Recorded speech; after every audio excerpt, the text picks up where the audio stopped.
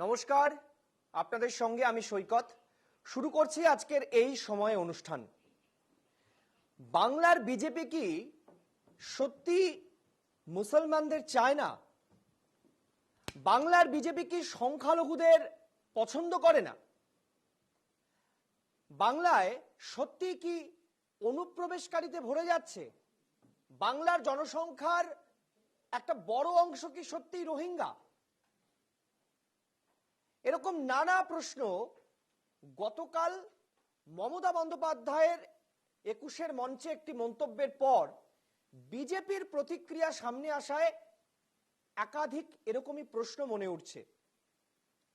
গত কয়েকদিন ধরে শুভেন্দু অধিকারী এবং বিজেপির বিভিন্ন নেতাদের বক্তব্যেও একই প্রশ্ন মাথায় আসছে।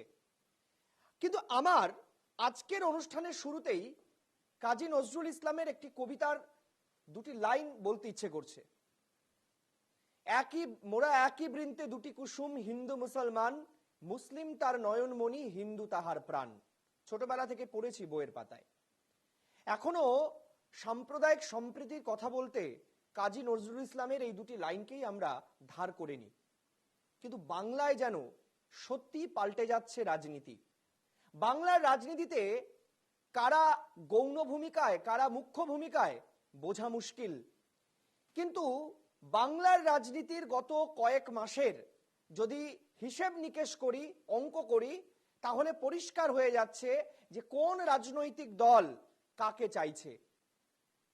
আমরা আজকে যখন এই আলোচনার টেবিলে এসে বসেছি, তখন গতকাল মুখ্যমন্ত্রী মমতা বন্দ্যোপাধ্যায়ের একটি মন্তব্যকে নিয়ে বিজেপি যেভাবে আজকে দিল্লি থেকে সরব হয়েছে, তাতে নিঃসন্দেহে বাংলার রাজনীতি তাকে ঘিরেই আবর্তিত হচ্ছে।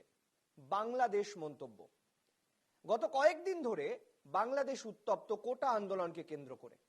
উদ্ভূত পরিস্থিতিতে মমতা বন্দ্যোপাধ্যায় চেয়েছেন যে সেই দেশে যারা নিজেরা অসহায় মনে করছেন, তারা যদি পশ্চিমবঙ্গে এসে আশ্রয় চান, ইউএনের রুলস অনুযায়ী পশ্চিমবঙ্গ তাদেরকে আশ্রয় দেবে। কিন্তু তৃণমূল কংগ্রেস বলছে মমতা বন্দ্যোপাধ্যায় আসলে ভোট রাজনীতির অঙ্কের কারণে তিনি আশ্রয় দেওয়ার কথা বলছেন। তিনি রোহিঙ্গা অনুপ্রবেশকারীদেরকে আশ্রয় দেওয়ার ছুতো খুঁজছিলেন, এটাই তার সেই ছুতো পরিপূরণের জায়গা।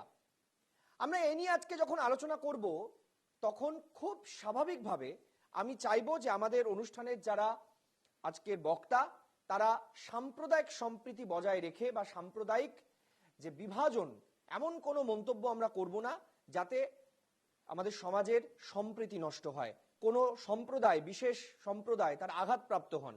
আমরা চাইবো যে এমনভাবে আমরা আজকের এই আলোচনাকে এগিয়ে নিয়ে যাব যে আলোচনায় একটা গঠনমূলক বিষয় থাকবে। চলুন আমরা আজকের এই আলোচনা শুরু করার আগে আপনাদেরকে দেখাই আজকের প্রতিবেদন। চিন্তা করবেন না, বাংলাদেশে নিয়ে যদি আপনাদের কোনো পরিবার থাকে, পরিজন থাকে, যদি কোনো সহযোগিতার দরকার হয়, অসহায় মানুষ যদি বাংলায় দরজা খটখটানি করে, আমরা তাদের আশ্রয় নিশ্চয়ই দেব। মমতা বন্দ্যোপাধ্যায়ের এই মন্তব্য নিয়ে আসরে বিজেপি। বাংলাদেশের অশান্ত পরিস্থিতিতে অসহায় বাংলাদেশিদের আশ্রয় দেওয়ার ক্ষমতা বা অধিকার কোনোটাই রাজ্যের হাতে নেই, কেন্দ্রে। সরব প্রাক্তন কেন্দ্রীয় আইনমন্ত্রী তথা বিজেপি নেতা रविशंकर प्रसाद। संविधान में आपको यह अधिकार है क्या?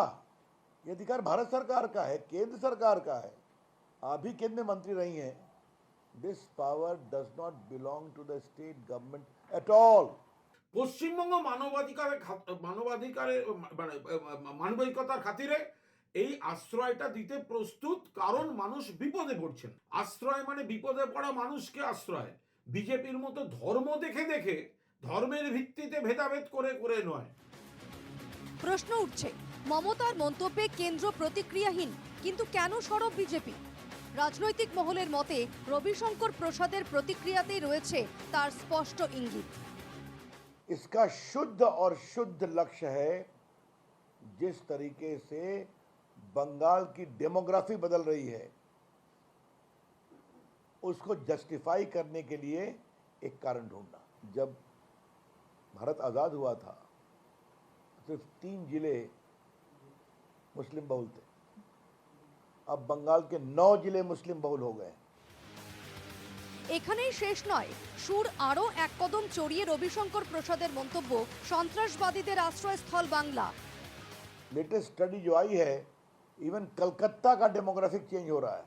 बांग्लादेशी घुसपैठियों से, रोहिंग्या से भरे हुए हैं। कोई चिंता नहीं है देश की सुरक्षा की। एनआईए की प्रोब में आया है कई आतंकवादी घटनाओं के जो मुख्य अभियुक्त या कॉन्स्पिरेटर्स होते हैं, उनको कहाँ संरक्षण मिलता है? तो बंगाल में मिलता है। 2024 সালে বাংলায় রীতিমতো ভরাডুবি হয়েছে বিজেপির। রাজনৈতিক মহলের মতে বিজেপির তোলা সিএএ, রাম মন্দির, অনুপ্রবেশকারী তোপ সহ একটিও ইস্যু কাজ করেনি বাংলায়। উল্টে তৃণমূলের হাত আরও শক্ত করেছে বাংলার সংখ্যালঘু ও মহিলা ভোট। মমতার মন্তব্যকে অনুপ্রবেশকারীদের সহায়ক বলে সরব হয়েছে বিজেপি। ममता जी ने सीएए का हमेशा विरोध किया है, जबकि सीएए का कोई संबंध भारत के नागरिकों से बिल्कुल नहीं था। और आज कह रही हैं कि जो भी आएगा उनको हम बसाएंगे। इसका मतलब क्या है? রবিশঙ্কর প্রসাদ সিএএ, এনআরসি টেনআরসি এসব কিসব জড়াচ্ছেন বলে মনে হলো। দেখুন, ধর্মের ভিত্তিতে কিন্তু কোনো কিছু মমতা বন্দ্যোপাধ্যায় বলেননি, তৃণমূল বিশ্বাস করে না, করবে না। তৃণমূল বিজেপি চাপানুতর নিয়ে উভয়কেই নিশানা করেছেন সিপিএম রাজ্য সম্পাদক Mohammad Salim. Incomplete task of partition. অনেক লোক ওই দেশে আছে যাদেরকে এদেশে নিয়ে আসতে হবে, অনেক লোক এদেশে আছে যাদেরকে ওই দেশে নিয়ে যেতে হবে। বিজেপি বলছে ধর্মের নাম করে। তাহলে মমতা ব্যানার্জি আসলে আরএসএস এর পলিটিক্সটাই তো ব্যাক অফ দ্য মাইন্ডে প্লে করছে। 24 অতীত, 2026-এর বিধানসভাতেও বিজেপির পার্টি লাইন পরিষ্কার। ফলে বাংলার ভোটে পিছু ছাড়ছে না ধর্মীয় মেরুকরণ চর্চা। রাজনৈতিক মহলের মতে বিজেপির হার্ড হিন্দুত্বের লাইনে আখেরে লাভ তৃণমূলেরই, কিছুটা সুবিধা পেতে পারে CPM. Bureau report, NKTV Bangla.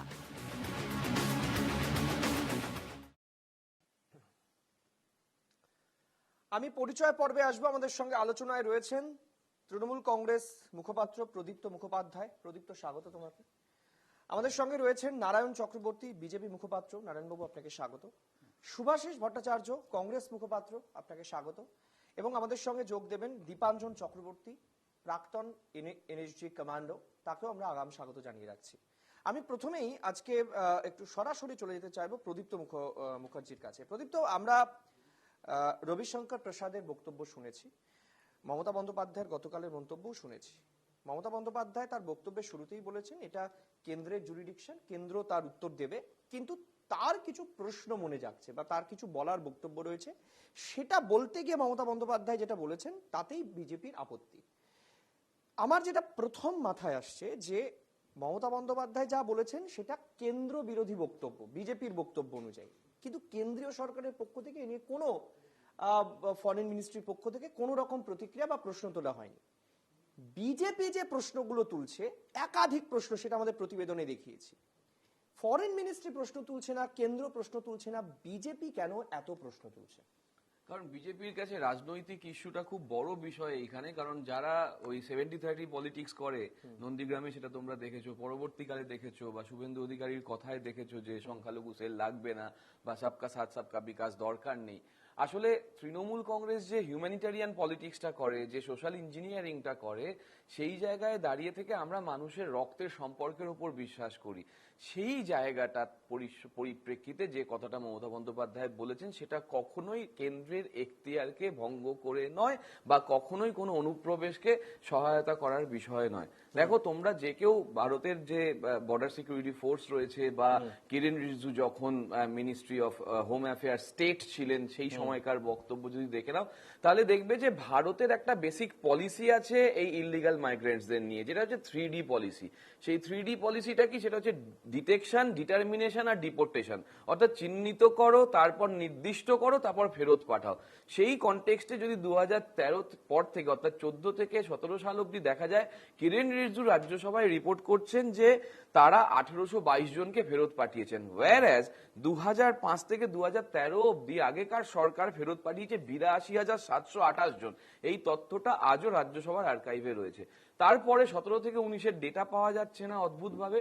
পরবর্তীকালে রাজ্যসভায় আবার রিপোর্ট হচ্ছে 2019 থেকে 22 এপ্রিল অবধি প্রায় 14,000 কিছু লোককে বিএসএফ এর রিপোর্ট অনুযায়ী এখানে ধরা হয়েছে এবং ফেরত পাঠানো হয়েছে। তার মধ্যে ডিউরিং এন্টারিং ধরা হয়েছে 4,896, অর্থাৎ যখন ঢুকছে তখন 4,896 জনকে ধরা হয়েছে। তার মধ্যে আসাম আছে, তার মধ্যে ত্রিপুরা আছে এবং তার মধ্যে অবশ্যই পশ্চিমবঙ্গ আছে। কিন্তু সংখ্যার যদি তারতম্য দেখা হয়, আসামে আছে এবং পশ্চিমবঙ্গে আছে, ত্রিপুরায় পরবর্তীকালে। তার মধ্যে 4,337 জনকে আরো গ্রেপ্তার করেছে আইবি, অর্থাৎ ডিটেকশন করে তাদেরকে ডিটারমাইন করার জন্য ধরা হয়েছে, পরবর্তীকালে ডিপোর্ট করেছে। এই যে 4,337, তার মধ্যে পশ্চিমবঙ্গের সংখ্যাও একটা রয়েছে, ত্রিপুরারও রয়েছে। মাথায় রাখতে হবে এই আইবি কিন্তু শুধুমাত্র কেন্দ্রের আইবি নয়, এখানে রাজ্যের ভূমিকাটাও রয়েছে। অর্থাৎ এই যে 9,233 জন যাদেরকে বিএসএফ ধরেছে ভারতের থেকে, আগের কিছু জায়গা ছিল যারা জেলে ছিল, এইগুলো তো কেন্দ্রীয় সরকারের দায়িত্ব। তাহলে কেন্দ্রীয় সরকার বর্ডার সুরক্ষা করছে, কেন্দ্রীয় সরকার ডিপোর্টেশন করছে, রাজ্য সরকার সাহায্য করছে। এই যে 14,000-এর কাছাকাছি এবং আগে 1,822, তার আগে 82,728, প্রত্যেকটা রাজ্য সরকার এই ডিপোর্টেশনে সাহায্য করেছে, ডিটেকশনে সাহায্য করেছে, ডিটারমিনেশনে সাহায্য করেছে। তাহলে কেন্দ্র সরকার কেন বলবে? কেন্দ্র সরকার তো জানে যে রাজ্য সরকার এখানে সমান্তরালভাবে সাহায্য করছে কেন্দ্র সরকারকে। বিজেপির উদ্দেশ্য হচ্ছে যে কোনো ভাবে হোক এই হিন্দু ভোটকে কনসলিডেশন করার খুব প্রয়োজন হয়ে গেছে। এবার এদের মধ্যে হিন্দুর মধ্যে আবার উঁচু হিন্দু, নিচু হিন্দু, সাবঅল্টার্ন হিন্দু এরকম আছে। সে সাবঅল্টার্ন হিন্দুদের রাজবংশীকে খোঁচাও, মতুয়াদের খোঁচাও, বৈদ্যদের বিয়েদের খোঁচাও, বাগরিদের খোঁচাও, এরকম ভাবে বিভিন্ন ভাবে খোঁচানোর ব্যাপার রয়েছে। তুমি বলো তো যে এনআরসি নিয়ে যে কথা আসামে গেল, সিএ নিয়ে আজ অব্দি কটা অ্যাপ্লিকেশন হয়েছে, সেই কটা অ্যাপ্লিকেশনে কত লোককে দেওয়া হয়েছে? প্রদীপ্ত, এই নিয়ে আমরা 1 ঘন্টা শো করেছি এবং আমরা প্রশ্ন তুলেছি যে কেন অসমে মাত্র, যে অসমে এত উত্তাল হলো, সেই অসমে মাত্র কেন 8 জন অ্যাপ্লাই করেছে, তার মধ্যে 2 জন মাত্র তার সার্টিফিকেট পেয়েছে। আমি একটু নারায়ণ চক্রবর্তী আপনার কাছে আসতে চাইবো। নারায়ণ বাবু, একাধিক প্রশ্ন তুলে দিয়েছেন আপনারা, কিন্তু আমার একটা প্রশ্ন আপনার কাছে জানতে ইচ্ছে করছে যে আপনারা বলছেন যে ভয়ঙ্কর ভাবে বাংলায় নাকি অনুপ্রবেশকারী বেড়ে গেছে, বাংলায় নাকি রোহিঙ্গা, মানে একেবারে প্রচুর রোহিঙ্গা ঢুকে গেছে। আচ্ছা, আমি আপনার কাছে জানতে চাইছি, এরা ঢুকলেন কোথা দিয়ে? এরা কোন পথে বাংলায় এত বাংলাদেশি এসে গেল, এত রোহিঙ্গা এসে গেল? কিভাবে এলো, কোথা দিয়ে এলো তারা? এবারে আপনার প্রশ্নের জবাব দিতে গিয়ে প্রথমে একটা কথা বলি। আপনারা অনেক কিছু সিদ্ধান্ত, আমার মানে ভ্রাতৃসম প্রদীপ্ত অনেক কথা বলল, যেগুলো কিন্তু আজকের অনুষ্ঠান আপনি যে শুরু করেছিলেন তার সঙ্গে রেলেভেন্সি খুব সামান্য। আমি যেটা বলতে চাইছি আপনার কথার সূত্র ধরে, যে কেন কেন্দ্রীয় সরকার নয় বিজেপি মমতা বন্দ্যোপাধ্যায়ের কথার প্রতিবাদ করলো, কারণ মমতা বন্দ্যোপাধ্যায় যে কথাটা বলেছেন সেটা পশ্চিমবঙ্গের মুখ্যমন্ত্রী নয়, তিনি দলীয় একটি অনুষ্ঠানে দলীয় নেত্রী হিসেবে কথা বলেছেন বলে বিজেপি দলগতভাবে সেটা করেছে। দ্বিতীয় হচ্ছে যে মমতা বন্দ্যোপাধ্যায় যে কথাটা বলেছেন সে কথাটা আমি দায়িত্ব নিয়ে বলছি, যে ইউনাইটেড নেশনসের যে কথা বলা হয়েছে, উনি যা বলেছেন সেটা সর্বৈব অসত্য কথা। ইউনাইটেড নেশনস যখন এটা করেছিল বহু দেশ তাতে সই করেনি এবং সেই দেশগুলোর ক্ষেত্রে সেটা অ্যাপ্লিকেবল নয়। তার মধ্যে একটি দেশ হচ্ছে ভারতবর্ষ। আজও পর্যন্ত ভারতবর্ষ ওই ট্রিটিতে সই করেনি। আচ্ছা, তারপরের কথা বলি, যে আপনারা কনসলিডেশনের কথা বলছেন, একটা কবি নজরুল ইসলামের একটা লাইন আপনি বললেন, এরকম কবিতা তো মানে সেন্টিমেন্টাল কথা অনেক বলা যায়। যেমন নজরুল কিন্তু তার বিদ্রোহী কবিতায়, আমি বিদ্রোহী ভিগু ভগবান বুকে একে দিই পদ চিহ্ন, তারপরেই বলেছেন আমি বিষ্ণু বক্ষ হইতে ছিনিয়া আনিব যুগল কন্যা। এই যে জিনিসগুলো, এই যে আমাদের ভারতীয় সংস্কৃতি, আমাদের চিন্তাধারা, আমাদের ধর্ম, এর উপরে অযাচিত আঘাত যখন আসে, নিউটনের 3rd ল অনুযায়ী তার কিন্তু একটা প্রতিক্রিয়া হয়। আর বিজেপির কথা আপনি বললেন, আমি আপনাকে একটা জামনগরের গুজরাটের একটা কনস্টিটিউয়েন্সির কথা বলি, যে ভোট আপনারা বলছেন কনসলিডেশন, হিন্দু কনসলিডেশন, সেখানে বিজেপির যিনি এবারে জয়ী হয়েছেন তিনি আগের বারেরও ক্যান্ডিডেট ছিলেন, সেখানে তিনি 10 লক্ষ ভোটে জয়ী হয়েছেন। এইবার সেখানে বিজেপির ক্যান্ডিডেট ভোট পেয়েছেন 12 লক্ষ সামথিং। আর সেখানে কংগ্রেসের ক্যান্ডিডেট লাস্ট দিন প্রায় শেষ সময়ে বিজেপির ক্যান্ডিডেটের ফেভারে উইথড্র করেন, সেটা ওদের ইন্টারনাল ব্যাপার। সেখানে কংগ্রেস কোনো ক্যান্ডিডেট দিতে পারেনি, ছিল বিএসপির ক্যান্ডিডেট যে কয়েক হাজার ভোট পেয়েছে, নট ইভেন এ লাখ। তো এখানে আপনারা একটাও, আমি জানি না কতগুলো চ্যানেল বলেছেন, সেখানে ভারতবর্ষের সর্বকালের রেকর্ড সংখ্যক নোটায় ভোট পড়েছে 2,21,000 সামথিং, ওখানে মুসলিম ভোটার হচ্ছেন 2,22,000। আমি হিন্দু মুসলমানের কথা আনছি না, কিন্তু কোথায় ধর্মীয় মেরুকরণে ভোট হচ্ছে সেটার একটা এক্সাম্পল দিলাম। আমি কখনো এগুলো বলি না। বাংলাদেশের নারায়ণবাবু, আপনি তো বলছেন, আমি মেনে নিচ্ছি আপনার বক্তব্য, আপনার ব্যাখ্যা আপনি দিচ্ছেন, কিন্তু পরিষ্কার করে বলছেন এই রবিশঙ্কর প্রসাদী যে ভারত যখন স্বাধীন হয়েছে তখন বাংলায় 3টি জেলা মুসলিম প্রধান ছিল, আর এখন বাংলায় 9টি জেলা মুসলিম প্রধান। আচ্ছা, আমি বলছি স্পেসিফিক্যালি শুধু সংখ্যালঘুদের সংখ্যা কোন জেলায় বৃদ্ধি পাচ্ছে, এইটা আপনাদের এত নজর কাটছে কেন? তার কারণ হচ্ছে ধর্মীয় মেরুকরণে যখন ভোট হচ্ছে এবং যেখানে কনফার্মড ওয়েতে যে একটা বিশেষ ধর্মের মানুষরা একটা বিশেষ দলকে হারানোর চেষ্টা করছে, তখন তো নিউটনের থার্ড ল অ্যাপ্লিকেশন সব জায়গাতেই হয়। বিশেষ কেন বলছেন? আমি বলছি সংখ্যালঘু মুসলিমরা, এটা তো আরএসএস এর বক্তব্য যে ভারতীয় মুসলিমরা মানে ভারতের অংশ, ভারতের আত্মা। আমি বলছি তাহলে কেন আপনারা মুসলিম সম্প্রদায়কে আলাদা করে আইডেন্টিফাই করছেন? কারণ যে মুসলিমরা তৃণমূল কংগ্রেসকে ভোট দিচ্ছেন, আপনারা মনে করছেন সবাই রোহিঙ্গা, সব মুসলিমই হচ্ছে অনুপ্রবেশকারী। আমি সে কথা বলিনি, একবারও বলিনি সে কথা। আমাকে বলার সুযোগটা দিন। বাংলাদেশের ক্ষেত্রে দেখুন, বাংলাদেশে একটা ইলেক্টেড সরকার, নির্বাচিত সরকার, সেই সরকারকে ফেলার জন্য পেছনে দেখুন একটা মানে দেখে মনে হচ্ছে যেন একটা ছাত্র আন্দোলন হচ্ছিল, কিন্তু তাদের পেছনে যে জামাতি, বিএনপি যারা ঘোষিতভাবে ভারত বিদ্বেষী, হিন্দু বিদ্বেষী, এটা আপনাকে মানতে হবে, কারণ তারা ডিক্লেয়ার্ড। তারা ছাত্রদের দিয়ে কি স্লোগান তুললো? ছাত্ররা 2-3 দিনের মধ্যেই স্লোগান তুললো কি, ভারত যাদের মামা বাড়ি, বাংলা ছাড়ো তাড়াতাড়ি, 1 নম্বর।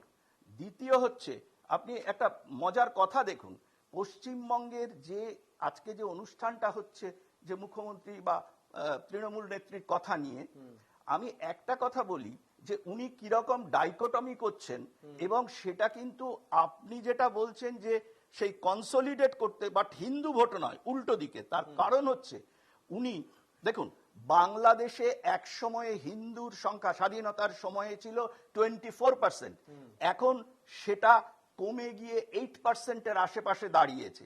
এর আগে গেলেন কোথায়? সবাই কি ওখানে মানে ধর্মীয় হিংসার বলি হয়েছে? না। ভারতবর্ষে তারা আসার পরে ভারতবর্ষের জনবিন্যাস কিন্তু যা ছিল তার থেকে আমূল পরিবর্তন হয়ে গেছে। নারায়ণবাবু, আমি মানছি আপনার কথা। মমতা বন্দ্যোপাধ্যায় তার বক্তব্যে কোথাও এ কথা বলেননি যে তিনি শুধু মুসলমানদেরকে আশ্রয় দেওয়ার কথা বলছেন। না না, আপনারা ভাবলেন কি করে ওখানে শুধু মুসলমান? তার কারণ হচ্ছে উনি সিএ এর একই সঙ্গে ওই মঞ্চ থেকেই উনি সিএ এর বিরোধিতা করেছেন এবং বলছেন আমি দরজা খুলে রাখছি, যেটা ওনার এখতিয়ারে পড়ে না। কেন ধরে নিচ্ছেন যে মমতা বন্দ্যোপাধ্যায় শুধু মুসলিমদেরকেই আশ্রয় দেওয়ার কথা বলছেন? আপনি বলুন তো, রোহিঙ্গাদের বসতির জন্য কারা এগিয়ে এসেছে? হতেই তো পারে যে হিন্দুরা অত্যাচারিত হয়ে এখানে আসছেন। দেখুন, এখানে কিন্তু বারবার প্রমাণিত হয়েছে যে বাংলাদেশ থেকে আসা মানুষজন, তাদের একটা বড় সংখ্যক যে জামাতি এবং ভারত বিদ্বেষী ধ্বংসাত্মক কাজে লিপ্ত হয়েছে। আমি দীপাঞ্জন চক্রবর্তীর কাছে যাব, তারপর সুভাষিসদার কাছে আসছি। দীপাঞ্জনদার স্বল্প সময় আমাদেরকে দেবেন, আমি দীপাঞ্জনদার কাছে আসব, প্রাক্তন এনএসজি কমান্ডো। দীপাঞ্জনদা, আপনাকে স্বাগত জানাই এনকেটিভি বাংলার এই সময় অনুষ্ঠানে। আমি দীপাঞ্জনদার কাছে একটা প্রশ্ন করতে চাইবো যে বিজেপির পক্ষ থেকে আজকে পরিষ্কার অভিযোগ করা হচ্ছে যে মমতা বন্দ্যোপাধ্যায় আসলে ভারতবর্ষের মধ্যে থাকা এই রাজ্যের ডেমোগ্রাফি মানে জনবিন্যাস পাল্টে দেওয়ার চেষ্টা করেছেন, তার জাস্টিফিকেশন হিসেবে বাংলাদেশিদেরকে আশ্রয় দেওয়ার কথা বলছেন। এটা থ্রেট ফর ন্যাশনাল সিকিউরিটি। তিনি বলছেন অনুপ্রবেশকারী রোহিঙ্গাতে ভরে যাচ্ছে বাংলা, এটা সন্ত্রাসবাদীদের মূল চক্রীদের আশ্রয়স্থল হয়ে উঠছে। বিভিন্ন সময় এনআইএ তদন্তে নাকি এমনটাই উঠে আসছে। আমি বলতে চাইছি, দীর্ঘদিন ভারতবর্ষের বা ন্যাশনাল সিকিউরিটি নিয়ে আপনি কাজ করছেন, বাংলায় বহুবার আপনি এসেছেন, থাকছেন, বুঝছেন, কি বুঝতে পারছেন? বাংলা কি সত্যি দুষ্কৃতীদের মুক্তাঞ্চল হয়ে উঠছে? বাংলা কি সন্ত্রাসবাদীদের মুক্তাঞ্চল হয়ে উঠছে? দেখুন, আপনি যদি বাংলার মুখ্যমন্ত্রীর গতকালের যে বক্তৃতা ছিল 21শে জুলাইয়ে এই বাংলাদেশ ইস্যু নিয়ে, সেটার পরিপ্রেক্ষিতে বলে, সেখানে কিন্তু একটা কথা খুব ক্লিয়ার, উনি ইউএন এর 194 ক্লজ 3 যেটা কথাটা বলেছেন অ্যাবাউট রিফিউজি, সেটা কিন্তু খুব ডিক্লেয়ার যে কোনো জায়গায় কোনো রাষ্ট্রে যদি ওখানকার মানুষ তারা যদি বিপন্ন হয় আর বিপর্যস্ত হয় প্রাণ বাঁচানোর জন্য, প্রতিবেশী রাষ্ট্র তাদের সাহায্য করা উচিত করবে। কিন্তু তার সঙ্গে সঙ্গে তারাও বলেছেন যে এটা কিন্তু পশ্চিমবঙ্গ সরকারের দেখার কথা নয়, এটা কেন্দ্রীয় সরকারের দেখার বিষয়, কারণ এটা ন্যাচারালি রাষ্ট্র রাষ্ট্র, এখানে রাজ্যের কোনো রোল নেই। এবং ওটা কিন্তু উনি সঙ্গে সঙ্গে কন্ট্রাডিক্ট করেছেন। দ্বিতীয় যেটা বলেছেন, ঠিক কলকাতাতে একটা বিশাল পরিমাণের বাংলাদেশের নাগরিকরা আছে যারা শিক্ষার জন্য হোক, চিকিৎসার জন্য হোক, তারা আটকে রয়েছে, তারা বাড়ি ফিরতে পারছেন। সেটাও একটা কনসার্ন, সেটা রাজ্যের কনসার্ন, সেটা ডেফিনেটলি একজন সাংবিধানিক প্রধান হিসেবে এটা মুখ্যমন্ত্রীর দায়িত্ব। এবার আমি এই যে বাংলাদেশের যে ঘটনা ঘটছে, আমার মনে হয় আমি করে দেখছি এবং আমি বিভিন্ন চ্যানেলেও পার্টিসিপেট করেছি, আমার মনে হয় এটা কিন্তু অনেক বড় একটা থ্রেট। এই থ্রেটের মধ্যে আমাদের কিন্তু সারা বছর আমরা যেটা করি, সিপিএম, বিজেপি, কংগ্রেস, তৃণমূল, হিন্দু, মুসলমান, ওখান থেকে আমাদের, কারণ যদি থ্রেটটা হয়, এই থ্রেটটা কিন্তু ভারতবর্ষের ন্যাশনাল সিকিউরিটি। কারণ আমরা জামাত আর বিএনপি কে নিয়ে আমরা লাফালাফি করছি, কারণ ওখানে একটা হিন্দু মুসলিমের ব্যাপার হয়ে যায়, কিন্তু ন্যাশনাল সিকিউরিটি অনেক বেশি গুরুত্বপূর্ণ। এবং একটা জিনিস ভুলে যাচ্ছি, যতটুকু আমি বিশ্বাস করি, যতটুকু আমার জ্ঞান বুদ্ধি অনুযায়ী এবং আমার সূত্র খবর অনুযায়ী, যে এই পুরো যে বাংলাদেশের অস্থিরতা তৈরি হয়েছে, এর পেছনে মূল তত্ত্ব হচ্ছে চায়না। আমরা চায়নাকে নিয়ে বলছি না, চায়নাকে নিয়ে কিন্তু হিন্দু মুসলিম এবং অন্যান্য রাজনৈতিক বিতর্ক হয় না ভারতবর্ষে, কিন্তু সেটা হওয়া উচিত। এবং এই জামাত বলুন, বিএনপি চায়নার ক্রীড়নক হয়ে কাজ করছে। আপনি সিরিজ অফ ইনসিডেন্ট দেখুন, এই আপনি একদম সর্বশেষ T20 ওয়ার্ল্ড কাপের ফাইনাল যেরকম ভাবে ভারত হয়েছিল সূর্যকুমার যাদবের একটা ক্যাচ থেকে, সেখানে বাংলাদেশে কোনো রোলই নেই, বাংলাদেশ তো আর খেলছে না ফাইনাল, খেলছে সাউথ আফ্রিকা। কিন্তু সেখানে যেরকম ভাবে ভারত বিরোধী একটা ক্যাম্পেনিং চললো ফেসবুকে, ওটা কিন্তু একটা পরিষ্কার স্পষ্ট লক্ষণ। এবং এই যে দেখুন, ভারত বাংলাদেশের যে হয়েছে, যেটা তিস্তা ব্যারেজের প্রজেক্ট নিয়ে হাসনাবাদের স্টেটমেন্ট দিচ্ছেন যে ভারতের সঙ্গে করবে, এগুলো চীন কিন্তু কিছুতেই চায় না। এবং জামাত তারা তো ঘোষিত ভারত বিরোধী, তারা ঘোষিত ভাবে হিন্দু তত্ত্বের বিরোধী, কারণ মুসলিম মৌলবাদী গ্রুপ হিসেবে তারা তো করবে। কিন্তু আমার মনে হয় ভারতের ন্যাশনাল সিকিউরিটিতে একটা ডিস্টারবেন্সের সময় হয়ে রয়েছে। নেপাল ভারতের বিদ্বেষী, চায়নার সঙ্গে রয়েছে, পাকিস্তান নিজেদের হাজার সমস্যা সত্ত্বেও ভারত দেশে লড়াই চালাচ্ছে এবং সেটাকে আমরা দেখছি। মায়ানমার আর্মি জুনটা সেখানে করছে। শ্রীলঙ্কা একমাত্র চীনের হাত থেকে দিয়েছে ভারতের সঙ্গে একটা সুসম্পর্ক। মালদ্বীপ চেষ্টা করেছিল ভারতের আবার ভারতের সঙ্গে সুসম্পর্ক। বাংলাদেশকে যদি ডিস্টার্ব চায় না, তাহলে কিন্তু ভারত তাকে চারদিক থেকে কেনার একটা সুযোগ, এবং এই সুযোগে এই যে ডিস্টার্বেন্স হচ্ছে, এখানে যদি ভারতের তরফ থেকে বা পশ্চিমবঙ্গের তরফ থেকে আমরা যদি কোন রকম প্ররোচনা দেই, সেটা কিন্তু এন্ড অফ দ্য ডে, এটা আজকে সামনে কোনো ভোট নেই, আমরা হিন্দু মুসলমান করছি ভোটের জন্য বা হোয়াট এভার পোলারাইজেশন একটু ভোট, কিন্তু এটা কিন্তু বহুলাংশে একটা করবে কিছু বাংলাদেশের বিএনপি এবং জামাত, এটাতেই কোট করবে যে ভারতবর্ষের মুসলিম বিদ্বেষী কোট আনকোট এই রাজনৈতিক দলগুলো মুসলিমদের ওখানে অত্যাচার করছে, মুসলিমদের সম্পর্কে এই ধারণাটা, এবং কিন্তু এটা আবার সেই বাংলাদেশের হিন্দুরা রয়েছে তাদের ওপরই। তো আমার মনে হয় আমাদের ইন্টারন্যাশনাল ইস্যু, আমাদের অনেক সিরিয়াস হয়ে অনেক চিন্তা ভাবনা করে আমাদের বক্তব্য রাখা উচিত। এর সঙ্গে গুজরাট সুভাষিস ভট্টাচার্যের কাছে যাব। সুভাষিস দা, বিজেপির পক্ষ থেকে রবিশঙ্কর প্রসাদ একটা প্রশ্ন তুলেছেন। প্রথমে কংগ্রেসকে নিয়ে দু চার কথা বলে একটা পরোক্ষে প্রশ্ন তুলেছেন যে মমতা বন্দ্যোপাধ্যায়ের এই বাংলাদেশ মন্তব্য তাকে কি কংগ্রেস সমর্থন করে? মানে যারা ওই সংবিধানের বই নিয়ে সংসদে চিৎকার চেঁচামেচি করছেন বা দেশ চালানোর কথা বলছেন, তারা কি এটাকে সমর্থন করেন? যারা রাষ্ট্রবাদী সবচাইতে বেশি নিজেদের প্রমাণ করায় ব্যস্ত এবং দুনিয়ার লোককে রাষ্ট্রবিরোধী বলে বেড়াচ্ছে, তারা রাষ্ট্রের যখন স্বাধীনতা সংগ্রাম হচ্ছে তখন বিরোধিতা করেছেন, ব্রিটিশদের পদলেহন করেছেন, আমাদের যারা সেই সময় স্বাধীনতা সংগ্রামী ছিলেন তাদের ধরিয়ে দিয়েছে। সুতরাং এদের কাছ থেকে রাষ্ট্রবাদ শোনা, রবিশঙ্করের কাছ থেকে রাষ্ট্রবাদ শোনা বা নরেন্দ্র মোদীর মতন অত হার্ভার্ডে অক্সফোর্ডে পড়াশোনা করা প্রধানমন্ত্রীর কথা শুনে তো লাভ নেই। মূল কথা যেটা, সেটা হলো কংগ্রেস একদম স্ট্যান্ড নেয়, পরিষ্কার স্ট্যান্ড। সেটা হলো মমতা ব্যানার্জি যেটা বলেছেন 21 তারিখের মঞ্চ থেকে, সেটা আনকনস্টিটিউশনাল। এবং এটা একটা ফেডারেল স্ট্রাকচারে কোনো মুখ্যমন্ত্রী এইভাবে বলতে পারেন না যে আমি শরণার্থীদের জায়গা দেব যদি সমস্যা হয়। প্রথম কথা, ইনি বিজেপির একজন বললেন যে ওই ভারত যাদের মামা বাড়ি বাংলা ছাড়ো তাড়াতাড়ি, এই যে বলেছে, এটা যারা বলেছে তারা গণসংগ্রাম পরিষদের, গণ অধিকার পরিষদের কিছু মানুষজন যারা অ্যাফিলিয়েশনটা পর্যন্ত পায়নি। নির্বাচনে 4 বার করে নির্বাচন কমিশনকে অ্যাফিলিয়েশন দেওয়ার জন্য অ্যাপ্লাই করেছে, কিন্তু তাদের অ্যাফিলিয়েশন দেওয়া হয়নি, তারা বলেছে। এবং তারা যেহেতু পরপর চেষ্টা করে যাচ্ছে অ্যাফিলিয়েশন পাওয়ার জন্য, তাদের যেহেতু মেইন স্ট্রিম পলিটিক্সে ঢুকতে পারছে না, সেহেতু এই ছাত্র আন্দোলনের মধ্যে তারা ঢুকে গিয়ে কতিপয় মানুষ এই সেটা করেছে, স্লোগানটা তুলেছে। সমগ্র ছাত্র সমাজ এই বিষয়ে তোলেনি যে ভারত যাদের মামাবাড়ি বাংলা ছাড়ো তাড়াতাড়ি, এটা সমস্ত ছাত্র সংগ্রামী বন্ধুদের গলার থেকে বেরোয়নি।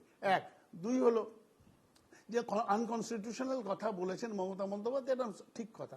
পাশাপাশি এটাও দেখেছি 9 জুন যখন নরেন্দ্র মোদী শপথ নিচ্ছেন, তখন মমতা বন্দ্যোপাধ্যায় আগাম একটা চিঠি লিখে তিস্তার জল নিয়ে কথাবার্তা বলাটা ঠিক হচ্ছে না, ফারাক্কার জল বন্টন নিয়ে কথাবার্তা ঠিক হচ্ছে না। আসলে কিন্তু নরেন্দ্র মোদী সেই দিন যে হাসিনা দেবীর সাথে যে কথা বলেছিলেন, হ্যাঁ, সেই বাইলেটারাল টক্সের মধ্যে ছিল হলো একটা ব্রিজ করা নিয়ে, সেটা চীন করতে চাইছে, সেটা ভারতকে দেবে চাইছে হাসিনা গভর্নমেন্ট, যে ভারতকে ব্রিজটা করতে দেবে তিস্তার উপর।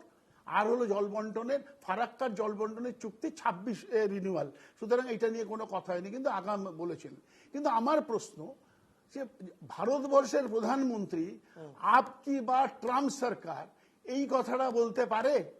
সংবিধান অ্যালাউ করে ভারতবর্ষের প্রধানমন্ত্রী পররাষ্ট্রে কি হচ্ছে না হচ্ছে, কোথায় কি হচ্ছে না হচ্ছে, তার জন্য সে স্লোগান তুলছেন আপকি বা ট্রাম্প সরকার? সুতরাং আমরা এই জানার মধ্যে আছি, দুজনেরই ভুল আছে, কিন্তু ব্যাপারটা সেখানে নয়। ব্যাপারটা হলো একটা জায়গায়, সেটা হলো এই ভারতবর্ষে মুসলমান বাড়ছে কি বাড়ছে না। হেমন্ত বিশ্ব শর্মা বলছে 40% বেড়েছে। 11 সাল থেকে সেন্সাস হচ্ছে না ভারতবর্ষে কি করে এই কনক্লুশন ড্র করলেন যে ভারতবর্ষে মুসলিমরা হু হু করে বেড়ে যাচ্ছে? আপনারা তো চেষ্টা করলেন, অযোধ্যায় হিন্দুদের আপনারা কনসলিডেট করতে পারলেন না, বিজেপি সরকার, তারা হারলো। এবং যেখানে যেখানে যত দুর্নীতি হয়েছে মোদী সরকারের সময়, রাস্তা ভেঙে পড়ছে, জল পড়ছে রাম মন্দিরের মাথা দিয়ে থেকে আরম্ভ করে, এমন কোনো জায়গা নেই যেখানে দুর্নীতি করেনি। কেদারনাথের সোনা চুরি করে নিয়েছে সে শঙ্করাচার্য বলছে, একটা চোর সরকার চলছে 10 বছর ধরে। তাহলে পরে হিন্দুরা কেন কনসলিডেট হচ্ছে না? এই জায়গাটাই ধ্যান দিক। মুসলমানদের গালি দিয়ে, সংখ্যালঘুদের গালি দিয়ে কিছু হবে না। সংখ্যালঘু আপনাদের বুঝে গেছে, ওই শুভেন্দুর মতনই সমস্ত বিজেপি নেতারাই একই।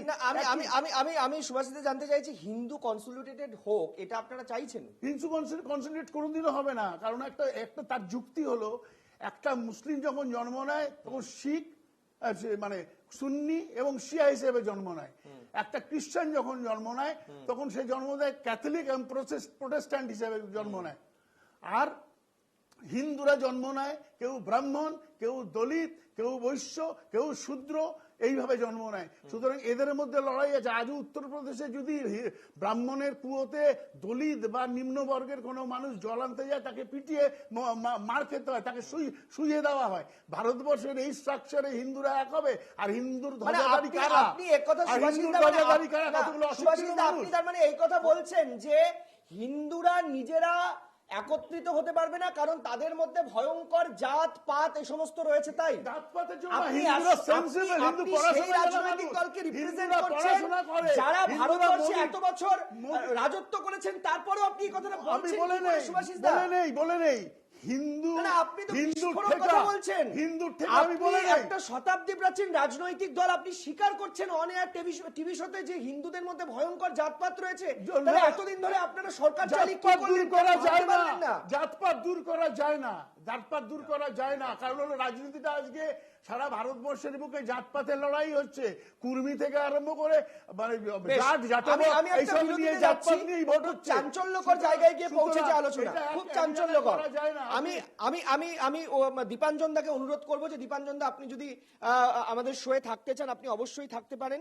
আর যদি আপনার মনে হয় যে না আপনার অন্যান্য কাজ রয়েছে, আপনি অবশ্যই আমাদের পরবর্তী দিন আপনাকে আমরা আলোচনায় পাবো। তবে একটা বিরতিতে যাচ্ছি, শার্প ব্রেকে যাচ্ছি, বিরতির পর ফিরছি এই আলোচনাতেই।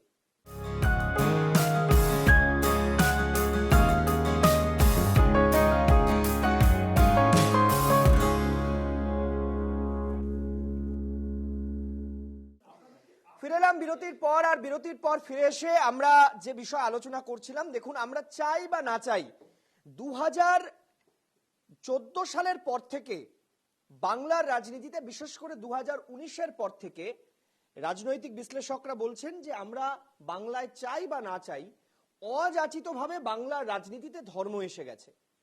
এখন এই ধর্মীয় বিষয়টা আসার পর থেকে আড়াআড়ি বিভাজন হয়েছে। কি বিভাজন? খুব স্পষ্টভাবে যদি বলি, বিজেপি বলছে সংখ্যালঘু ভোট পাচ্ছে শুধুমাত্র তৃণমূল কংগ্রেস, ওরা 40% দল।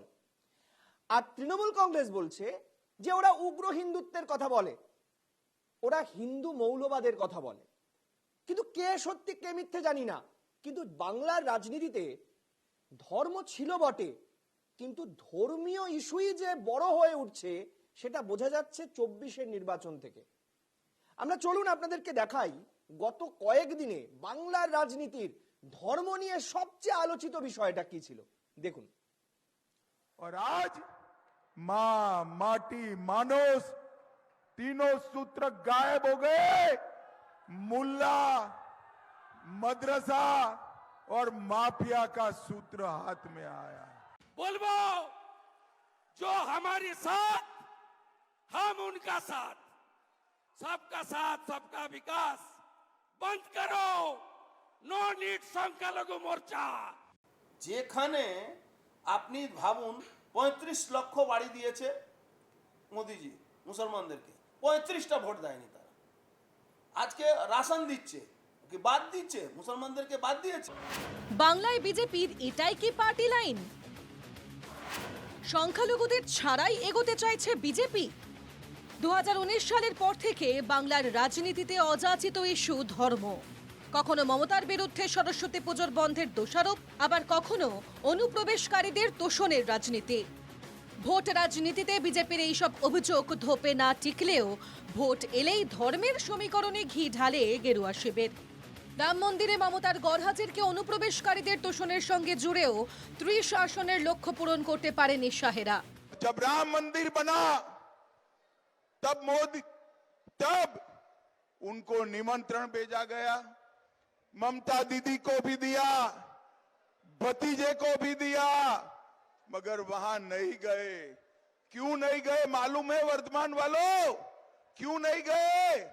ये वो घुसपैठियों से डरते हैं, इसलिए रामलल्ला के प्राण प्रतिष्ठा में नहीं गए, मगर मोदी जी ने प्राण प्रतिष्ठा कर। হারের পরও সেই লাইন থেকে সরে আসা নয়, বরং আরো হার্ড হিন্দুত্বের লাইনে চলতে চায় বঙ্গ বিজেপি। এই প্রশ্নে কার্যত দ্বিধা বিভক্ত সুকান্ত শুভেন্দু শিবির। প্রকাশ্যে শুভেন্দুকে সমর্থন করে বিজেপির প্রাক্তন রাজ্য সভাপতি তথাগত রায় সমাজ মাধ্যমে লিখেছেন, রাজনীতিতে সবাই সত্যিটা এভাবে জোরে বলতে পারে না। দীর্ঘজীবী হন শুভেন্দু। বাংলার জন্য শুভেন্দু মডেলটা খুব দরকার আছে, নাহলে বাংলা খুব কঠিন আছে। যদি শুভেন্দু মডেলকে ইউজ না করেন তাহলে 39 আর 37-এর মধ্যে চলে যাবে, 37 থেকে 35-এর মধ্যে চলে যাবে, এটা কিন্তু হয়। শুভেন্দুর বক্তব্যের পরে সুকান্ত মজুমদার বলেছিলেন, আমি আমার স্ট্যান্ড ক্লিয়ার করে দিয়েছি, আমার পার্টি সমর্থন করে না, তা আমি কোথাটাকে সমর্থন করতে পারবো? আমি তো পার্টিকে বাইরে না। বিজেপির সংবিধান অনুসারে কোনো ব্যক্তি একসঙ্গে দুটি পদে থাকতে পারেন না। ফলে সুকান্ত মজুমদার মন্ত্রী হওয়ায় রাজ্য সভাপতি পদে বদলের সম্ভাবনা। 2026 নির্বাচনের আগে দলের সভাপতি যিনি হবেন তার উপর নির্ভর করছে বঙ্গ বিজেপির হিন্দুত্বের line. Bureau report, NKTV Bangla. আমি প্রদীপ্তর কাছে আসবো। প্রদীপ্ত একজন ex lawmaker Arjun Singh, আমাদের এক্সিকিউটিভ এডিটর, রজত শুভ্র মুকুটিকে দেওয়া একটি ইন্টারভিউতে তিনি যা বলেছেন তাতে গা শিউরে ওঠার মতো। সত্যি মিথ্যে জানি না, কিন্তু অভিযোগ তো করেছেন। কি বলছেন? মমতা বন্দ্যোপাধ্যায়ের রাজত্বে বাংলা এবং বাঙালি হিন্দুরা আগামী 5 বছর যদি থাকতে পারেন তাহলে অর্জুন সিং এর নাম লিখে রাখতে হবে। মানে এ তো বিস্ফোরক কথা বলছেন। তার সঙ্গে মমতা বন্দ্যোপাধ্যায়ের বাংলাদেশি মন্তব্যকে জুড়ে দিচ্ছে রবিশঙ্কর প্রসাদ। না, অর্জুন সিং এর নামের সঙ্গে বিস্ফোরক শব্দটা থাকবে, এটা খুব স্বাভাবিক। তো তুমি সেই বিস্ফোরক শব্দ ব্যবহার করে খুব একটা অন্যায় করনি। কিন্তু সমস্যা কোথায় হচ্ছে জানো? যে ডেমোগ্রাফি নিয়ে কথা বলছেন, হিন্দুত্ব নিয়ে কথা বলছেন। আমার মনে হয় সুভাষিস দা যে কথাটা বলতে চেয়েছিল নেশন বিল্ডিং নিয়ে, আমাদের দেশটা এখনো নেশন বিল্ডিং এর যে জায়গায় যাত্রা শুরু করেছিল সেখান থেকে বড় একটা আঘাত এসে গেছে 2014 সালের পর। এইটা মনে হয় আমার একটা জায়গা। তবে তার আগে তোমাদের এই প্রতিবেদন দেখা বা আমাদের যিনি বিশেষ এনএসজি অধিকর্তা ছিলেন তার কথা শোনা, এদের দুজনের কথা শুনে আমি নারায়ণ বাবুকে ধন্যবাদ দিতে চাই, কারণ উনি বিশিষ্ট বিদগ্ধ একজন অধ্যাপক ছিলেন, বিশিষ্ট শিক্ষাবিদও বটে বিজেপির আগে। উনি বললেন যে আমার অধিকাংশ পোর্শন রেলিভেন্ট নয়। তো আমি উনি নিজে বা ওনার যারা সহযোগীরা আছেন বা আজকে টিভিতে যেসব অনুপ্রবেশ নিয়ে যেসব তথ্য তালাশ হলো তার পরিপ্রেক্ষিতে আমি বলছি যে আমার বক্তব্যকে ওরাই রেলিভেন্ট করে দিলেন।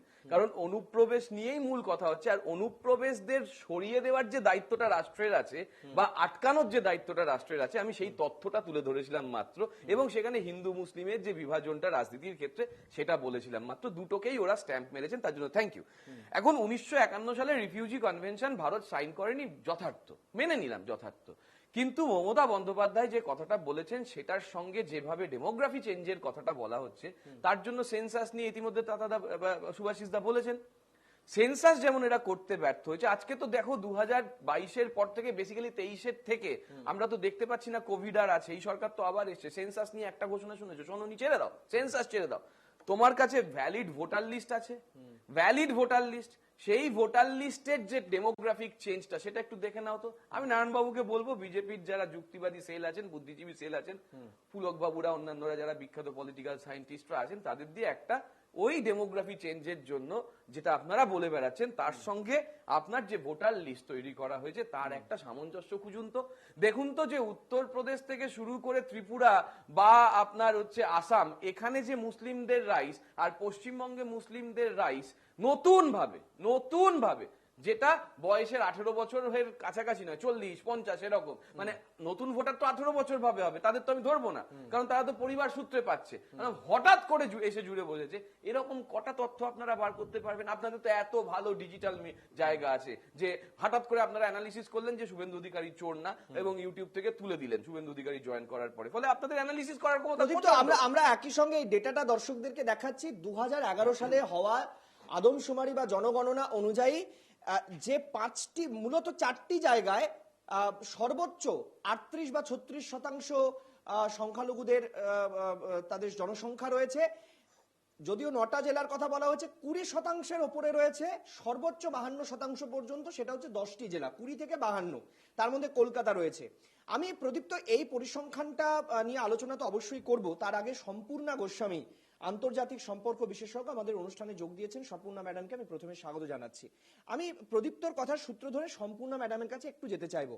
ম্যাডাম, আমি এই আলোচনায় দুটি দেশ আলোচনায় উঠে আসছে, এক হচ্ছে বাংলাদেশ আর এক হচ্ছে ভারত। আচ্ছা, আমি আপনার কাছে জানতে চাইছি যে কোন রাজ্য, শুধু পশ্চিমবঙ্গ বাদ দিয়ে কোন রাজ্য, ভারতবর্ষের কোন রাজ্য, এমনকি কংগ্রেস শাসিত রাজ্য, তারা ওপেন এমন কোন স্টেটমেন্ট দেননি যে বাংলাদেশ থেকে উদ্ভূত পরিস্থিতিতে কেউ যদি ভারতবর্ষে চলে আসতে চান সেই রাজ্য সরকার তাদেরকে আশ্রয় দেবে। তারা থাকবে না ফেরত যাবে সেটা পরের কথা, আপাতত আশ্রয় দেওয়ার কথা। আমি বলছি এই যে উদ্বাস্তু পলিসি বা উদ্বাস্তু আইন, যাতে একটু আগে বারবার করে কথা উঠছিল যে তাতে ভারত সরকার সই করেনি, এটা কি সম্ভব? মানে এইভাবে হওয়া সম্ভব? মানে কোন ধর্মীয়, ওখানে তো ধর্মীয় কারণে উদ্ভূত পরিস্থিতি তৈরি হয়নি, ওটা একটা কোটা, সরকারি চাকরির আন্দোলন, সরকারি চাকরিতে কোটা থাকবে কি থাকবে না তাই নিয়ে আন্দোলন। সেই আন্দোলনের যে উদ্ভূত পরিস্থিতিতে বাংলাদেশিদেরকে পশ্চিমবঙ্গের মতো একটা গুরুত্বপূর্ণ রাজ্য যার ভৌগোলিক গুরুত্ব খুব মানে অপরিসীম, সেখানে এইভাবে জায়গা দেওয়া যায়? দেখুন, এখানে দুটো বিষয় আছে। প্রথম হচ্ছে definitely 1951 refugee convention India sign করেনি, কিন্তু তা সত্ত্বেও আমরা দেখেছি যে ভারত কিন্তু বিভিন্ন সময় উদ্বাস্তু বলবো না, আমি বলবো যে যারা শরণার্থী হিসাবে ভারতে এসছে তারা এখানে ফরেনার্স অ্যাক্টের গ্রাউন্ডে তারা বহুদিন এখানে থেকেছে, তাদেরকে ভারত সরকার যথার্থ পসিবল স্কিমস তাদেরকে এক্সটেন্ড করেছে, এবং সবচাইতে বেশি বোধহয় রিফিউজি এসছে মায়ানমার এবং আফগানিস্তান থেকে। টিবেটান রিফিউজিস আছে, চাকমাসরা আছে, আমাদের শ্রীলঙ্কান তামিলসরা আছে, বহু সময় সেটা নিয়ে কোনো দ্বিমত নেই। এবং ভারতবর্ষ রিফিউজি কনভেনশন সাইন না করা সত্ত্বেও শরণার্থীদের কোনো ফিরিয়ে দেয়নি, তাদের রিহ্যাবিলিটেট করেছে ডেফিনেটলি। কারণ আমরা জানি মায়ানমারের সরকারের সাথে আর্মি গভর্নমেন্টের সাথেও মিলিটারি গভর্নমেন্টের সাথেও ইন্ডিয়া কিন্তু নেগোসিয়েট করে যাচ্ছে রোহিঙ্গাদের রিহ্যাবিলিটেট করার। কিন্তু প্রশ্নটা হচ্ছে যে মমতা বন্দ্যোপাধ্যায় যে আহ্বানটা করেছে বাংলাদেশিদের ক্ষেত্রে, দেখুন এটা যদি হিউম্যানিটেরিয়ান গ্রাউন্ডে করে থাকেন ডেফিনেটলি ভেরি গুড, এখানে কোনো অসুবিধা নেই। কিন্তু সমস্যাটা হচ্ছে উনি কোনো সরকারি পদ হিসাবে করেন, উনি একটা তৃণমূল কংগ্রেসের পার্টি প্রোগ্রামে দাঁড়িয়ে এই ধরনের মন্তব্য করেছেন। এক, দ্বিতীয়ত হচ্ছে উনি যদি মনে করেন যে উনি বাংলাদেশিদের এই বিপদের সময় যারা ওখান থেকে বর্ডার ক্রস করে আসবে তাদেরকে ওয়েস্ট বেঙ্গলে আশ্রয় দেবে, তাহলে তাকে কিন্তু legally with the consent of the central government এবং সেন্ট্রাল গভর্নমেন্টের সাথে নিয়েই কাজটা করতে হবে। কিন্তু এখানে বুঝতে হবে India is a united federalism. India কিন্তু মার্কিন যুক্তরাষ্ট্রের মতো নয় যে federal government are extremely powerful. এখানে কিন্তু ইন্ডিয়ান যে আমরা ফেডারেল স্ট্রাকচারটা দেখেছি ইউনিটারি ফেডারেলিজম, এবং কিছু বিশেষ সাবজেক্টস আছে যেগুলো কিন্তু সেন্ট্রালের আন্ডারে পড়ে, এবং সেখানে স্টেটের কনসেন্ট স্টেট সেখানে মন্তব্য করতেই পারে, কিন্তু সেটা সেন্টারকে বাইপাস করে ডেফিনেটলি নয়। এবং আমি এখানে আরো একটা বিষয় বলতে চাই, উনি হঠাৎ করে কেন এই ধরনের যে বাংলাদেশের সঙ্গে হিন্দুস্তানের সম্পর্ক, হিন্দুস্তান জায়গাটাই বা আর বাংলা এটা আলাদাই হচ্ছে কোথা থেকে সেটাও আমি জানি না। কিন্তু আমার মনে হয় যে কোনো পার্টির প্রোগ্রামে দাঁড়িয়ে ধরনের কথা বলাটা আই ডোন্ট থিঙ্ক এটা কনস্টিটিউশনালি পসিবল। বেশ, স্বপ্না ম্যাডাম আমি আসছি আপনার কাছে, আমি একটু নারায়ণবাবু আপনার কাছে আসবো। নারায়ণবাবু, মমতা বন্দ্যোপাধ্যায়ের একটা মন্তব্য আমার মনে পড়ছে আজকের আলোচনায়, খুব রেলিভেন্ট বলে আমার মনে হচ্ছে। কিছুদিন আগে হকার বিষয়টা নিয়ে মমতা বন্দ্যোপাধ্যায় কথা বলতে গিয়ে তিনি বলেছিলেন যে বাংলায় পড়শি রাজ্য থেকে অনেক লোক চলে আসছে, এবং তাতে বাংলার যে ব্যবসার পরিস্থিতি বা ডেমোগ্রাফিক্যালি বাণিজ্যের ডেমোগ্রাফিক্যালি সেটাও একটা ইন্টারাপ্ট হচ্ছে বা সমস্যা হচ্ছে, মমতা বন্দ্যোপাধ্যায়ের সে বক্তব্য। আর আজকে সুকান্ত মজুমদার গতকাল বলেছেন যে বাংলা কোথাও কি ধর্মশালা হয়ে যাচ্ছে নাকি ভারতবর্ষ। 71 সালে 1 কোটির কাছাকাছি বাংলাদেশ থেকে যারা চলে এসেছিলেন রিফিউজি হয়ে, তাদের কথা আলাদা, কিন্তু এখনকার ভারতবর্ষটা আলাদা। এখনকার ভারতবর্ষে অনেক বেশি সমস্যা হচ্ছে। ভারতবর্ষের করোনা পরবর্তীকালে তার অর্থনীতি, করোনা পরবর্তীকালে তার সামাজিক, তার ভৌগোলিক, টেরোরিস্ট থ্রেট, এগুলো অনেক বেশি এখনকার ভারতবর্ষে। এই পরিস্থিতিতে মমতা বন্দ্যোপাধ্যায়ের মন্তব্য এবং সুকান্ত মজুমদারের মন্তব্য, দেখুন আপনি যে কথাটা বললেন তার প্রেক্ষিতে বলি যে আমি আগেই বলেছিলাম যে মমতা বন্দ্যোপাধ্যায় সবসময় এই স্ববিরোধী কথাবার্তা বলেন। তিনি বাংলাদেশ থেকে যারা এখন আসার জন্য যাদেরকে তিনি দরজা খোলার কথা বলেছেন, আইনের দিক থেকে তিনি পারেন না সেটা তো ভিন্ন প্রশ্ন, সকলেই প্রায় এগ্রি করেছে। তো যেটা উনি বলেছেন কারা আসবে, দেখুন এই মুহূর্তে যে আন্দোলনটা হচ্ছে আপনারা প্রত্যেকে একটা জায়গা কিন্তু ওভারলুক করছেন, যে ছাত্ররা শুধু যে ওই 30% সেই মুক্তিযোদ্ধাদের ফ্যামিলি সেটা নয়, যে 10% লোকাল এবং 10% মহিলাদের জন্য নারী সশক্তিকরণ এখন সারা পৃথিবীতে গতি পেয়েছে, এগুলোর তীব্র বিরোধী। এবং এটা কি প্রমাণ করে, জেহাদি বিএনপি সবসময় ওদের পেছনে আছে, যে যাই বলুন, হ্যাঁ, কারণ এগুলো তাদেরই যুক্তি ছিল মহিলারা তো তাদের বক্তব্য হচ্ছে কি, মহিলারা বাড়িতে থাকবে, সন্তান উৎপাদন করবে, আর কি করবে। হ্যাঁ, কিন্তু সেইটা বাতিল হয়েছে, 1 নম্বর। এবারে ওইখানে কিন্তু এখন অব্দি ডিরেক্টলি এমন কোনো এই আন্দোলনের সময় প্রমাণ পাওয়া যায়নি যে হিন্দু বিরোধী আন্দোলনটা হয়েছে। তাহলে হিন্দুদের যে দরজা খুলে দিয়ে শরণার্থীদের নেওয়ার সে ব্যাপারটা থাকে না। থাকে কাদের? যারা এইসব জামাত ইত্যাদি সহ ছাত্রদের লেলিয়ে দিয়ে যে আন্দোলনটা করছে তাদেরকে ঢোকানোর রাস্তা। আরেকটা কথা বলি, যে পশ্চিমবঙ্গে আপনি বারুইপুরে যান, এই বরানগরের পাশে আপনি যাবেন, সেখানে কিন্তু রোহিঙ্গা বস্তি হয়েছে। পশ্চিমবঙ্গে যেটা অসুবিধে, কেন্দ্রীয় সরকার চাকমাদের কথা উঠলো, আমাদের আফগানিস্তানের কথা উঠেছিল আগে। এইসব জায়গা থেকে যারা আসে শরণার্থী, তারা কিন্তু শরণার্থী হিসেবেই ট্রিটেড হয় এবং তাদের কোনো ভোটাধিকার থাকে না। আপনি কিন্তু বলছেন পশ্চিমবঙ্গে আমরা রোহিঙ্গা দেখছি বস্তি, আপনি তো যে বিস্ফোরক ভোটাধিকার কথা দেওয়া বলছেন, হচ্ছে। নারায়ণ বাবু, রোহিঙ্গা বস্তি বলছেন আপনি, এই তথ্য আপনি ফরেন মিনিস্ট্রিকে দিয়েছেন, স্বরাষ্ট্র মন্ত্রককে দিয়েছেন। তারা তো এনআই এর কথা থেকে মানে এনআই এর কথা যখন উঠলো তাতে তো প্রমাণ পাওয়া গেল যে এখানে সব রোহিঙ্গারা আছে। বেশ, আমি সুভাষিস বাবু আপনার কাছে একটা প্রশ্ন করতে চাই। মমতা বন্দ্যোপাধ্যায় গতকাল বলেছেন যে আমরা চাই ভারতবর্ষের সঙ্গে, আমাদের হিন্দুস্থানের সঙ্গে বাংলার সম্পর্ক ভালো হোক। বিজেপি বলছে যে বাংলার সম্পর্ক ভালো হোক, এই কথাটার মানে কি? বাংলা কি ভারতবর্ষের বাইরে? যেটা বারবার করে বলার চেষ্টা করা হচ্ছে যে বিশেষ করে বিজেপির এই দাবি যে বাংলাকে মিনি পাকিস্তান বানিয়ে দেওয়ার কথা হচ্ছে। আমরা দেখেছি যে গত 2-1 দিনের মধ্যে এই নিয়ে কার্যত বাগবিতণ্ডা চলছে, লকেট চট্টোপাধ্যায়ের সঙ্গে টুইট যুদ্ধ হচ্ছে। মানে আমি আসছি, আমি শুধু এটাই জানতে চাইছি, বাংলাকে নিয়ে কি ছেলে খেলা হচ্ছে বলে আপনার মনে হচ্ছে না? যেহেতু বাংলার এখানেও বাংলা ভাষী, ওদিকেও বাংলা ভাষী, হয়তো ইমোশনালি মমতা বন্দ্যোপাধ্যায় বলে দিয়েছে। এটা অস্বীকার করার কোনো জায়গা নেই যে মমতা ব্যানার্জি এত কিছু ভেবে চিন্তে বলেনি, হয়তো বা আমার ধারণা।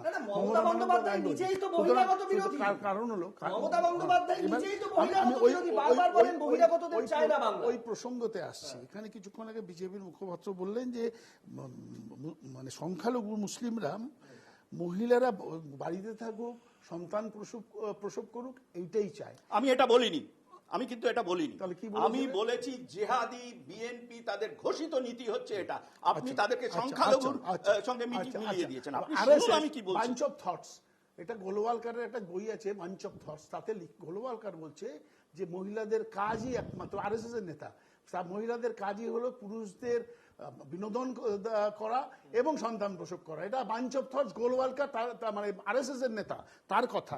সুতরাং এটাকে মেনে নেওয়া উচিত ওনাদের, কারণ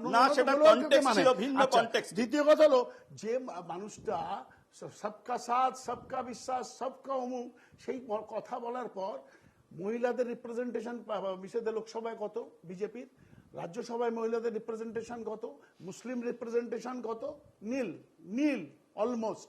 সুতরাং সেই মানুষটা যে মুখ আর অন্তর আলাদা, এটা বোঝা যায়।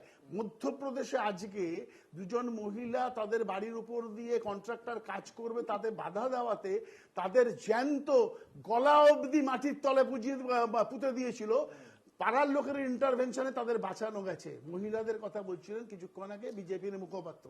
সুতরাং এদের একমাত্র, ইংল্যান্ডে একটা ভোট হলো, ইংল্যান্ড মানে ইউনাইটেড কিংডমে একটা ভোট হলো, আমি বলি ইউনাইটেড কিংডমে ভোট হলো, আমি বলি একটু বলে নেই, তারপর আপনি বলবেন। সেটা ইউনাইটেড কিংডমে ভোট হলো, টেকনোলজিক্যাল অ্যাডভান্সমেন্ট নিয়ে, মানে ওদের বক্তৃতার মধ্যে ছিল, মহিলাদের সশক্তিকরণ নিয়ে ছিল, বৃদ্ধদের পেনশন দেওয়া ছিল, হেলথ পলিসি নিয়ে ছিল, এইসব নিয়ে হলো, মানে তাদের ইসে ছিল, বিতর্ক ছিল, তাদের নিয়ে তাদের লড়াই ছিল।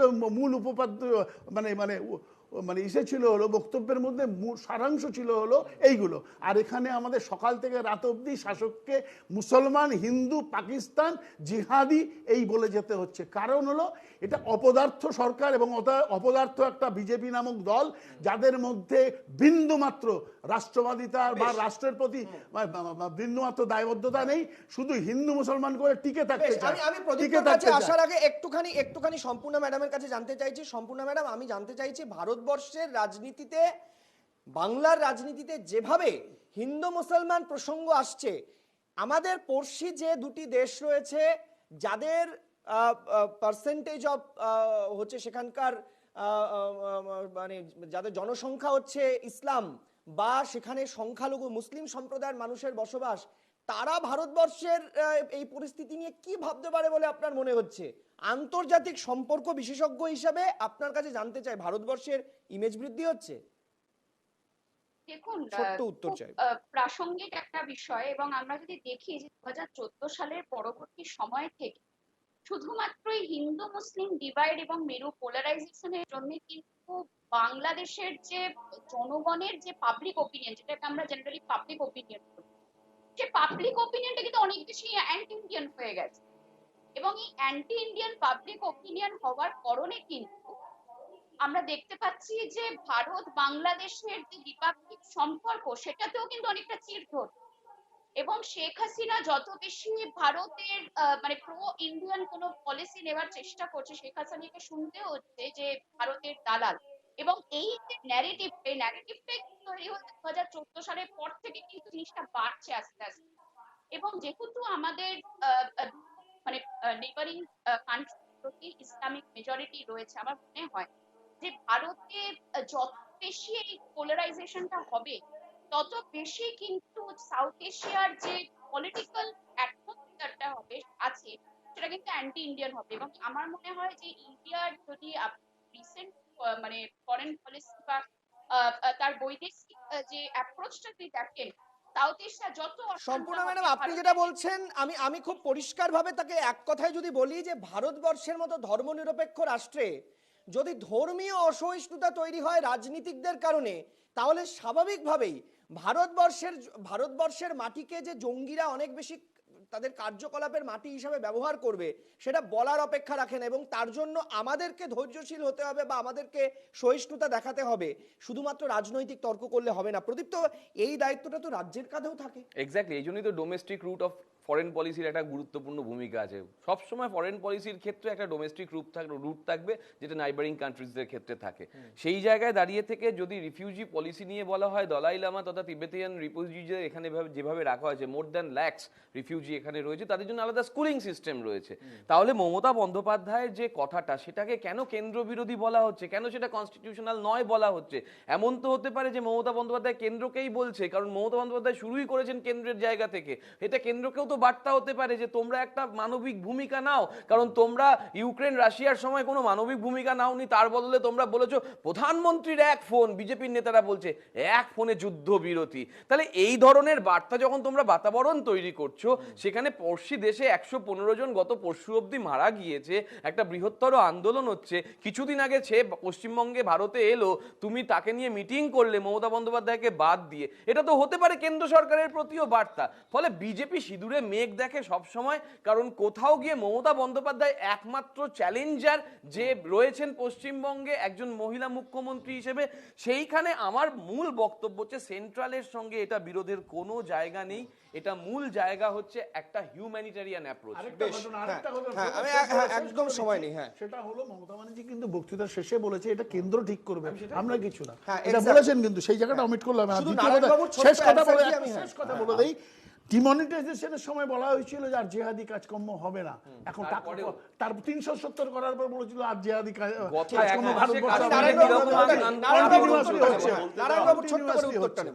আমি প্রথমেই বলি যে কথাটা কেউ উল্লেখ করলো না, কংগ্রেস করবে না, ওরা তো মার্জিনালাইজ ফোর্স। তো পশ্চিমবঙ্গে মুখ্যমন্ত্রী মমতা বন্দ্যোপাধ্যায় এবং পশ্চিমবঙ্গের দল হচ্ছে তৃণমূল কংগ্রেস, অন্তত অফিসিয়ালি, কিন্তু উনি বা ওনার দলবল বলেন বাংলা, এবং উনি একটি কথা বলেছেন যে বাংলার সঙ্গে হিন্দুস্তানের সম্পর্ক। হ্যাঁ, সোনার তো আমরা দেখতেই পাচ্ছি। সোনার বাংলা কে বলেছিল বলুন তো? বাংলার, আরে আপনার সভাপতি বলে গেছে জয় বাংলা, আটকানো হচ্ছে। কারণ বাংলা নিয়ে আপনার সমস্যা কোথায়? বাংলাকে আপনারা কখনো তো সম্মান করেন না, বাংলা নামটাও ঠিক করতে পারেন না, আপনার নেতারা এখানে এসে আমি খুব পরিষ্কার বলছি যে আমরা বাংলার রাজনীতিকে, পশ্চিমবঙ্গের রাজনীতিকে, আমরা পশ্চিমবঙ্গের রাজনীতিকে যেভাবেই বিশ্লেষণ করি না কেন, আমরা এটুকু চাই যে কেন্দ্রের সঙ্গে রাজ্যের যেমন সহাবস্থান থাকবে, একটা সুসম্পর্ক থাকবে, ঠিক তেমন ভাবে সমস্ত আঞ্চলিক দলগুলির প্রতি কেন্দ্রীয় যে দল থাকবে, যারা শাসন ক্ষমতায় থাকবে, তাদের সঙ্গে সুসম্পর্ক বজায় থাকবে, তবেই তো ভারতবর্ষ এগোবে। তবে মতবিরোধ থাকুক, সেটা মত নিয়ে, কিন্তু ধর্মের নামে যদি মোহ ভারতবর্ষের রাজনীতিকে গ্রাস করে, তাহলে সেই ধর্ম মানুষকে মারবে, আর কিছু নয়। আমরা আজকের অনুষ্ঠান এখানেই শেষ করছি। সকলে ভালো থাকুন, সুস্থ থাকুন, নমস্কার।